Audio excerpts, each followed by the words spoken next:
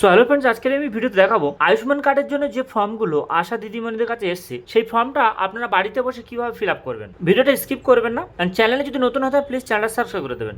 তা চলুন সেই ভিডিও শুরু করি। প্রথমে দেখুন, এইরকম একটা ফর্ম আপনাদের আশা দিদিমণির মাধ্যমে থেকে আপনাদের বাড়িতে দিয়ে যাবে। এখানে এই সাদা কালি দিয়ে এগুলো বন্ধ করে দিয়েছি। এখানে আমার আধার নাম্বার ছিল, এখানে অ্যাপ্লিকেন্ট নাম, আমার কি নাম সেটা ছিল, এখানে রেশন কার্ডের নম্বর। এগুলো অটোমেটিক যে ফর্মটা দেবে সেখানে সরকারের মাধ্যমে ফর্মের নাম সবার প্রিন্ট হয়ে চলে আসবে। যেমন এখানে আধার লিঙ্কিং মোবাইল নাম্বার সেটাও এখানে আপনার থাকবে। এখানে জেন্ডারটা কি আছে, মেল না ফিমেল, সেটাও এখানে টিক মারা আছে।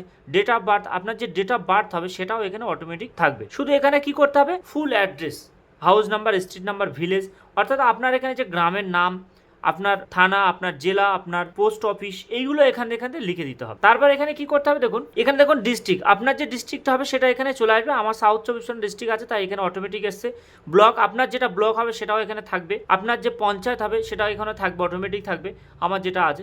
ফ্যামিলি হেড নেম, অর্থাৎ আপনার ফ্যামিলি যে হেড আছে তার নামটা অটোমেটিক এখানে চলে আসবে। এবার বলছে আপনার এখানে টোটাল ফ্যামিলি মেম্বার্স, এটা এখানে থাকবে না, এটা আপনাকে লিখতে হবে। যদি 3 জন হয় 3 জন, 4 জন হয় 4 জন, আপনার 5 জন হলে 5 জন, 2 জন হলে 2 জন, যে কজন আপনার ফ্যামিলি মেম্বার আছে সেখানে এখানে বসাতে হবে। তারপর এখানে বলছে প্যান নাম্বার, আপনার যদি প্যান কার্ডের নম্বর থাকে তাহলে আপনি প্যান কার্ডের নম্বরটা এখানে বসাবেন। তারপর বলছে এপিক নাম্বার, অর্থাৎ আপনার যে ভোটার কার্ডের নাম্বার আছে সেই ভোটার কার্ডের নাম্বারটা এখানে বসাতে হবে, এটা ভোটার কার্ডের নাম্বার বসাবেন। তারপর বলছে এসি নাম্বার, এসি নাম্বার অর্থাৎ আপনার যে বিধানসভার নাম আছে সেই বিধানসভার নাম আর নাম্বার, বিধানসভার কত নাম্বার বিধানসভা, আমার ধরো 128 বিধানসভা, 128 বসিয়ে দিলাম।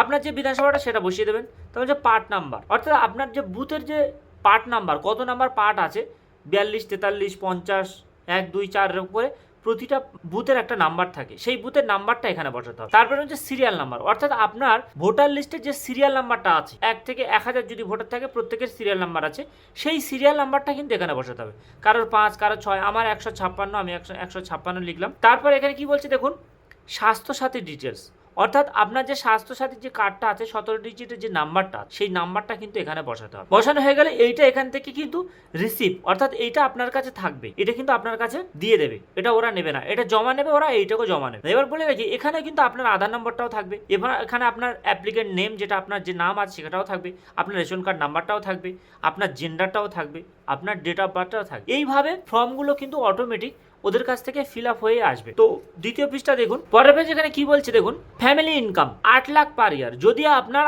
8 লাখের কম বা 8 লাখের বেশি ইনকাম হয় সেখানে তাহলে ইয়েস আর নো করতে হবে। আপনার যদি বেশি হয় 8 লাখের বেশি তাহলে আপনি ইয়েস করবেন, আর যদি না হয় তাহলে নো করবেন। তারপর হচ্ছে any member of family paying income tax, অর্থাৎ আপনার ফ্যামিলিতে কোনো মেম্বার কি ইনকাম ট্যাক্স জমা দেয় সরকারের ঘরে, যদি দিয়ে থাকে তাহলে ইয়েস করবেন, আর যদি না দিয়ে থাকে তাহলে নো করে দেবেন। তারপর হচ্ছে found in ASDD list for SIR WBLA 2026 poll, অর্থাৎ 2026-এ আপনার যদি ফ্যামিলির কেউ যদি SIR এর নাম থাকে সেটাও এখানে উল্লেখ করতে হবে, যদি থেকে থাকে তাহলে ইয়েস, যদি না থাকে তাহলে নো। আচ্ছা, আবার বলছে এখানে pending under SIR appeal tribunal, যদি আপনার ফ্যামিলিতে কেউ SIR এর ট্রাইব্যুনাল অ্যাপিল করে থাকে তাহলে সেটা ইয়েস করতে হবে, যদি কেউ ট্রাইব্যুনাল অ্যাপিল না করে থাকে সেটা নো করতে হবে। পেন্ডিং CA অ্যাপ্লিকেশন, অর্থাৎ CA তে যারা অ্যাপ্লিকেশন করেছে, সরকার CA তে অ্যাপ্লিকেশন নিয়েছে যাদের নাগরিকত্ব দেবে বলে, তাদের মধ্যে যদি কেউ CA তে অ্যাপ্লিকেশন করে থাকে এবং তার সেই স্ট্যাটাসটা পেন্ডিং থাকে, অর্থাৎ সম্পূর্ণ না হয়, তাহলে কিন্তু এখানে ইয়েস করতে হবে, আর যদি না হয় তাহলে নো করতে হবে। তারপর বলছে বেনিফিশিয়ারি নেম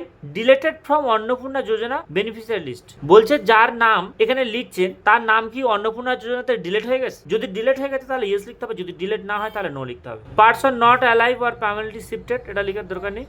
তারপর বলছে ডিক্লেরেশন কনসেন্ট, এখানে টিক মেরে দিতে হবে, দিয়ে এখানে আপনার নিজস্ব সিগনেচার, তারপর এখানে ফুল নেম, আপনার পুরো নাম লিখবেন, লিখে এখানে সিগনেচারটাও করে দেবেন। তারপর হচ্ছে ফর অফিসিয়াল ইউজ অনলি, অর্থাৎ এটা অফিসার যারা যেখানে জমা দেবেন তারা এটা লিখবে। রিমার্কস আর অবজারভেশন তারা এখানে লিখে, এখানে verifier name, date of birth এগুলো লিখে তারা সিগনেচার করে এটা আপনার কাছে রেখে দেবে। এটা লেখা হয়ে গেলে এটা তারা আপনার কাছে দেবে বা এটা রেখে দিতে পারে। তো এইভাবে আপনি আয়ুষ্মান ভারতের ফর্মটা ফিল আপ করে জমা দেবেন। দেওয়ার পরে কিন্তু আপনার কার্ড আশা দিদিমণির হাত থেকে হোক আর পোস্ট অফিস থেকে হোক আপনার কার্ডটা বাড়ি চলে আসবে। তো বন্ধুরা, যদি ভিডিওটা বুঝতে পারেন তাহলে চ্যানেলটা লাইক, কমেন্ট, শেয়ার করবেন, আর যদি চ্যানেল নতুন হয় তাহলে প্লিজ চ্যানেল সাবস্ক্রাইব করে দেবেন।